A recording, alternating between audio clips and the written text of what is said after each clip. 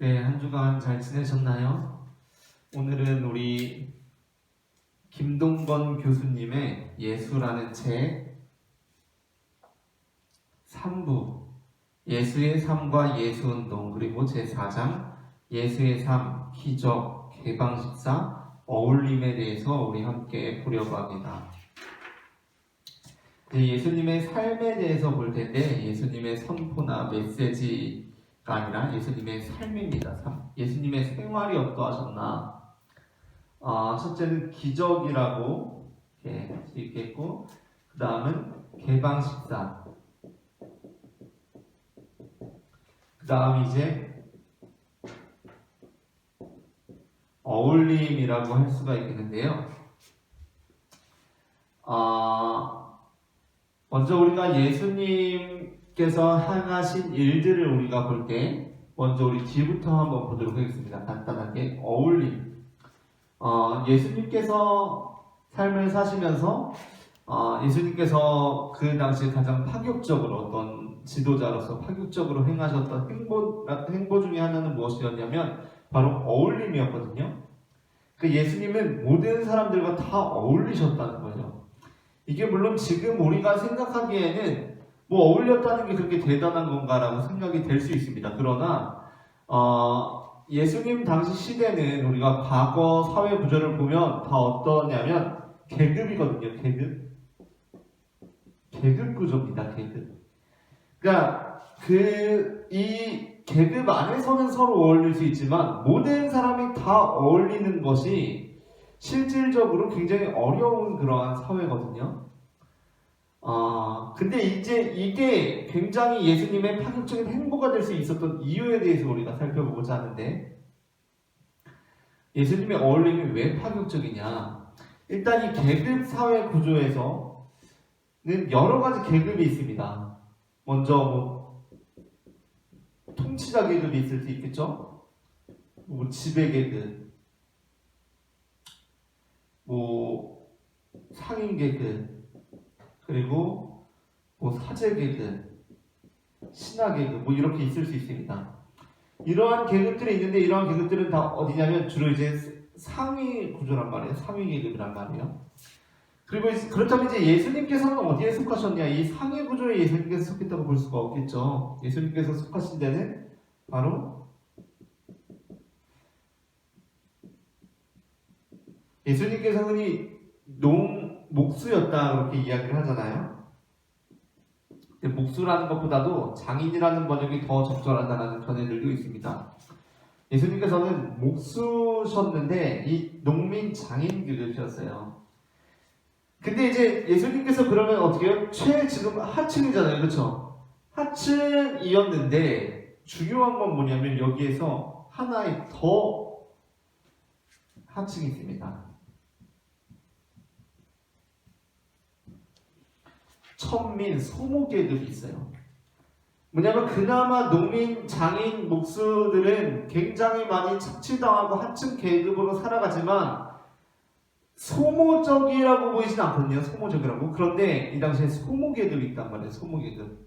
그냥 정말 남들의 도움이 있어야만 먹고 사는 그러한 사람들이 있었던 거죠.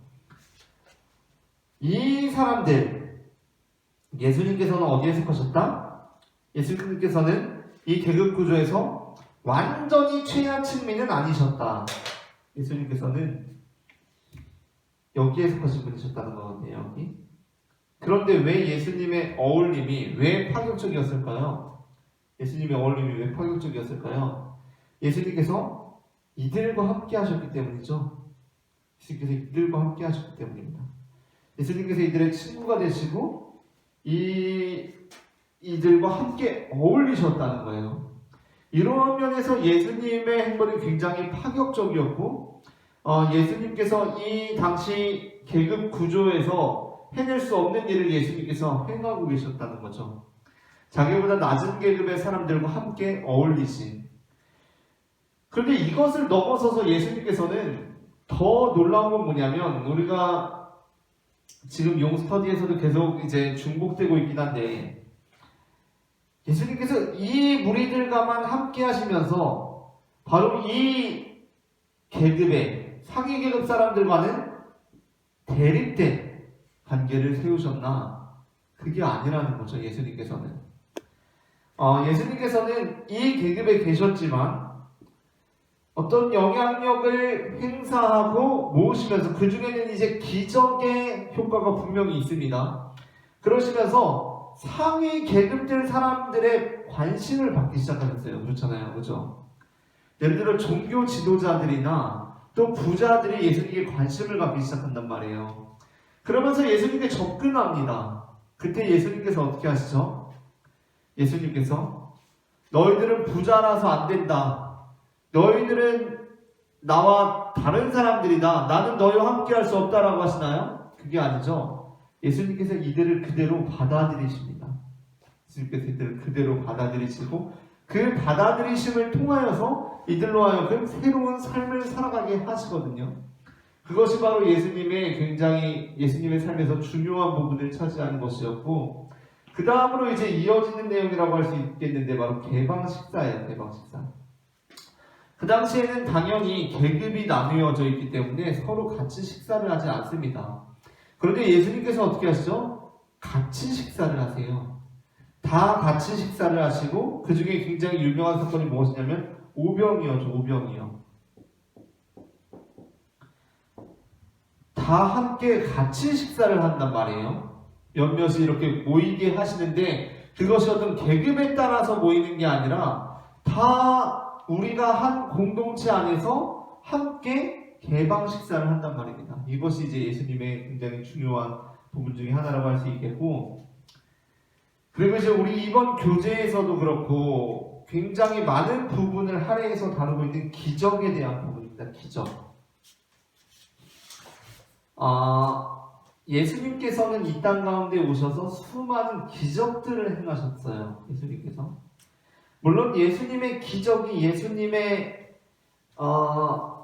예수님의 존재를 가장 잘 나타내는 것이라고 그 존재의 핵심을 기적이라고 할 수는 없겠지만 예수님의 삶을 보자면 기적과 함께 하신 분이거든요.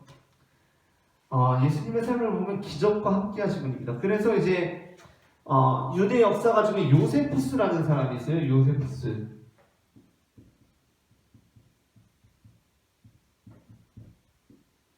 이 사람이 유대 역사에 대해서 굉장히 방대한 저술들을 남겼고 정말 드물게도 그것이 지금까지 굉장히 방대한 양이 보존되어 있는 사람인데, 역사가인데, 이 사람이 그 당시에 대해서 이렇게, 물론 예수님보다 약간 이후의 인물이지만 그 당시 정황을 기록하면서, 역사가로서 기록하면서 예수님에 대해서 다편적이나마 언급을 합니다. 그 언급 중에 하나가 뭐냐면 예수님께서 놀라운 일을 행하는 이였다라는 거예요. 놀라운 일을 행하는 일.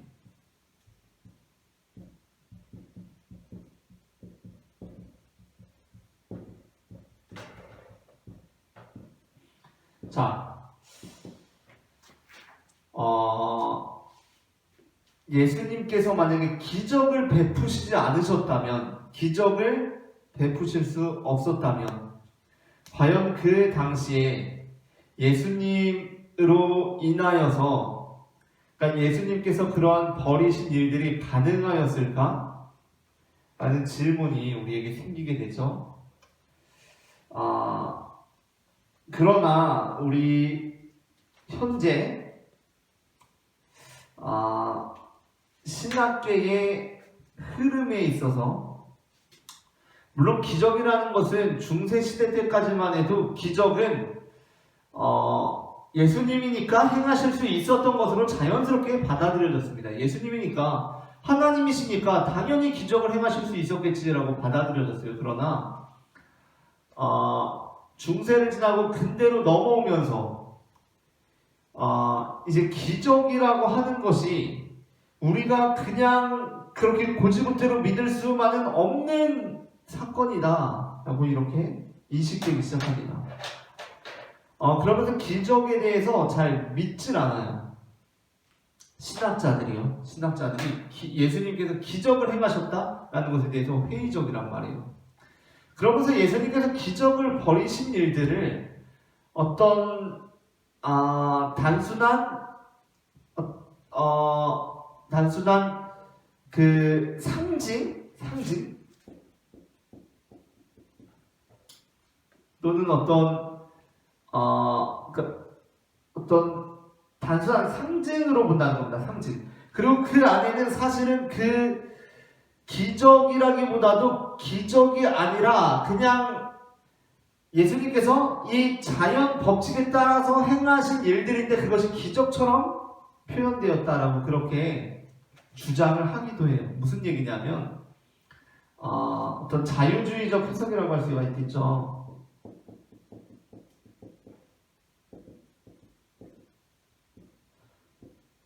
어떻게 이해하는가? 예수님께서 오병이어의 사건을 베푸셨다. 예수님께서 떡 5개와 물고기 2마리로 5,000명이 넘는 사람들을 먹이셨다. 실질적으로 불가능하잖아요. 그렇죠? 기적이잖아요.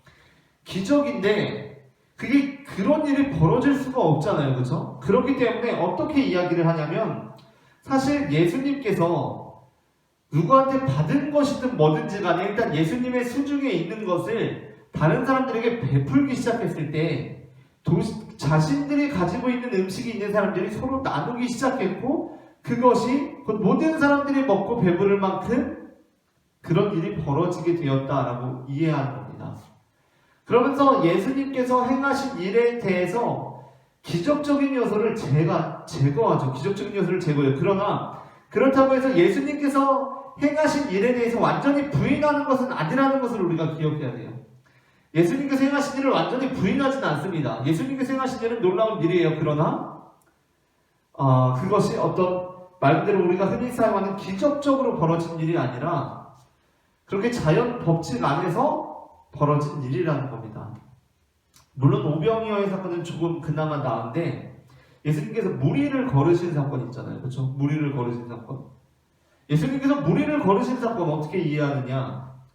사실은 거기가 물이 찰랑거리지만 해변처럼 아래 이렇게 땅이었다. 그리고 이제 여기에 이렇게 물이 있고 여기 배가 이렇게 있었다. 배가 이렇게 오고 있었고 예수님께서 무리를 이렇게 걸어오고 계셨다. 여기 땅이니까 걸어오고 계셨다. 이렇게 가다가 베드로가 마침 요지점에서 베드로가 내려가지고 배에서 빠졌다. 예수님께서 여기서 건져주셨다. 그리고 배에 같이 탔다. 이런 식으로 이해를 합니다. 그러니까 예수님께서 행하신 일, 성경에 기록된 일 자체를 부인하진 않아요. 그것이 실제로 있었던 일이었다고 믿습니다. 실제로 있었던 일이었다고 믿어요. 그런데 그것이 이런 식으로 실제로 있었던 일이지만 이런 식으로 이해하는 거예요. 그러니까 말 그대로 뭐냐면 기적은 아니죠. 사실 기적은 아니죠. 그런데 이 사람들에게는 어떻게 된 거예요? 기적으로 경험된 거죠. 기적으로 경험된 겁니다. 왜? 이 사람들은 이걸 몰랐으니까 이렇게 기적으로 경험했다. 이런 식입니다. 그런데 여러분 이렇게 우리가 예수님께서 행하신 기적들에 대해서 이렇게 기적이라는 것을 이런 식으로 이해하게 되면 이건 우리가 보통 기독교인들이 믿는 신앙이라고 보이지는 않잖아요. 그죠? 우리는 예수님께서는 그렇게 기적을 베푸실 수 있으시다고 믿는 사람들이거든요. 그리고 우리 교재에서도 보게 되면 이제 교재에서도 기적을 이런 방식으로 이해하지 않고 예수님께서는 분명히 기적을 베푸실 수 있으셨다는 그 믿음을 굉장히 강조하고 있어요. 우리의 믿음을. 우리는 물론 예수님께서 이 땅 가운데 오셔서 기적을 행하실 수 있으셨다고 믿고 그러나 그럼에도 불구하고 그것이 성경에 기록되어 있다는 것 그것이 우리에게 주는 의미가 있다고 보는 거거든요. 무슨 얘기냐면 요한복음에 보면 예수님께서 행하신 모든 일을 성경에 기록하지 않았다라고 그렇게 기술하고 있어요. 무슨 말씀이냐 하면 그 본문들을 통해서 우리에게 주고자 하는 메시지가 분명히 있다는 것이고 특별히 마태복음과 같은 경우는 기적을 한 군데로 다 모아놨죠. 기적을 마태복음 8장과 9장에 대부분의 기적을 모아놨습니다. 10개의 기적을 모아놨어요. 10개의 기적을 모아놨어요. 이것이 암시하는 바가 무엇인가? 왜 하필 10개였는가? 애굽에서 이집트에서 이스라엘 민족들이 탈출할 때 애굽에 10개의 재앙이 내립니다. 재앙. 10개의 재앙이 내려요. 그런데 예수님께서 회개하라 천국이 가까이 왔느니라 라고 말씀하시고 그 은혜의 해를 선포하시고 산상수훈을 선언하시고 그리고 나서 행하시는 기적이 몇 가지예요? 10가지입니다. 이 기적은 무엇이었냐면 다 생명, 살림의 기적이거든요.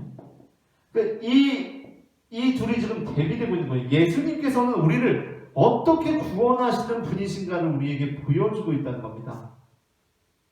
그렇기 때문에 이 기적이 굉장히 중요하다고 할 수 있겠고 또 예수님의 기적에는 특징이 있어요. 우리 교재에는 몇 가지 더 이야기하긴 하지만 크게 2가지가 있습니다. 하나는 하나님 나라예요. 하나님 나라. 둘째는 믿음입니다. 우리 교재에 보게 되면 그 당시에 행했던 기적들 그리고 그 당시에 벌어졌던 일들에 대해서 여러 가지 유형으로 분류를 하고 있는데 예수님께서 베푸신 기적들의 특징이 무엇인가? 바로 하나님 나라와 믿음이다 라고 이렇게 이야기를 하고 있어요. 우리가 한 가지 착각하는 것은 무엇이냐면 우리는 지금 기적을 보고 기적적인 일들에 대해서 판단할 수 있는 판단력이 있지만 그 당시 2000년 전 사람들은 기적인지 뭔지 판단할 그 생각이 없었다라고 우리는 그렇게 생각하는 경향이 있거든요. 그러나 그렇지 않죠. 그죠? 2000년 전 사람들이라고 해서 오병이어 예수님께서 그런 식으로 오병이어의 이적을 베푸셨는데 야 예수님께서 진짜 기적을 베푸셨다 라고 생각하는 경우는 없다는 얘기입니다. 그러니까 그 당시 사람들은 뭔가 우둔하고 되게 뭔가 어리석어가지고 예수님께서 사실은 그 물고기 2마리랑 떡 5개를 다 먹이신 게 아닌데 예수님께서 진짜 그러셨대 막 믿고 그런 사람들이 아니라는 거예요. 그렇기 때문에 이제 예수님께서 실제로 기적을 벌이셨다라는 것에 조금 무게를 두는 것이고 그런데 예수님의 기적의 특징은 무엇이냐면 하나님 나라가 임하였다. 이 기적을 통하여서 하나님 나라를 임하게 하신다는 것 그리고 늘 하나님 나라와 그 기적을 연결짓는다는 것 그것이 굉장히 중요하고 또한 믿음입니다. 예수님께서 기적을 베푸실 때 그 믿음을 보시고 기적을 베푸시는 것은 아니지만 항상 기적을 베푸시고 그 믿음을 말씀하세요. 그 기적에 대한 그 믿음을 말씀하신다는 거예요. 물론 그 수혜자는 그 기적에 대해서 행한 일이 별로 없습니다. 거의 없어요. 그러나 예수님께서 그에게 믿음을 말씀해 주신다는 것. 이것이 바로 기적을 베푸는 자와 기적을 받는 자가 인격적인 관계 안에서 그 기적이 벌어진다는 겁니다. 그러한 면에서 예수님의 기적은 그 당시에 행해졌던 수많은 기적들에 대해서 굉장히 특징적인 면이 있다라고 우리 교재에서 그렇게 말해주고 있습니다.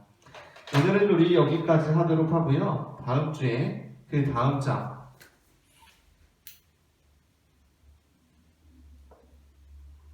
다음 주에는 예수의 가르침에 대해서 율법과 관련된 예수의 가르침에 대해서 살펴보도록 하겠습니다. 감사합니다.